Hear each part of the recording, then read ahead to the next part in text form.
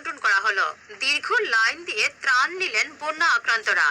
করাতিগ্রাম, শিমুলতলা, নরসিংআখড়া, আঙ্গারজোর, মাঝারগ্রাম এলাকার বন্যার্তদের এদিন বিভিন্ন সামগ্রী দেওয়া হয়। জেলা প্রশাসন এবং ডিজাস্টার ম্যানেজমেন্টের পক্ষে এই শিবিরের আয়োজন করা হয়। প্রবীর দাস, অজিত দাস, পিকলু দাস, সঞ্জয় বণিক প্রমুখ এ বিষয়ে প্রশাসনকে ধন্যবাদ জানান। প্রত্যেক জনসাধারণের তরফ থেকে আমি জেলা প্রশাসনকে অনেক অনেক ধন্যবাদ জানাই, শ্রী রুহন কুমার জা মহাশয়কে। এছাড়াও ধন্যবাদ জানাই আমাদের ডিডিএম এর তরফ থেকে, ডিস্ট্রিক্ট ডিজাস্টার ম্যানেজমেন্ট অথরিটির তরফ থেকে আজকে আমাদের রংপুরবাসীকে যারা বন্যায় আক্রান্ত হয়েছে তাদেরকে থেকে যেভাবে সাহায্য করেছে, এছাড়াও অনেক ধন্যবাদ জানাই। এবং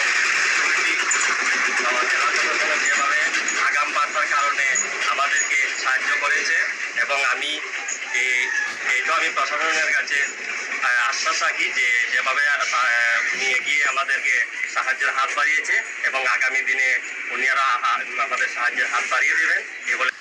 আজও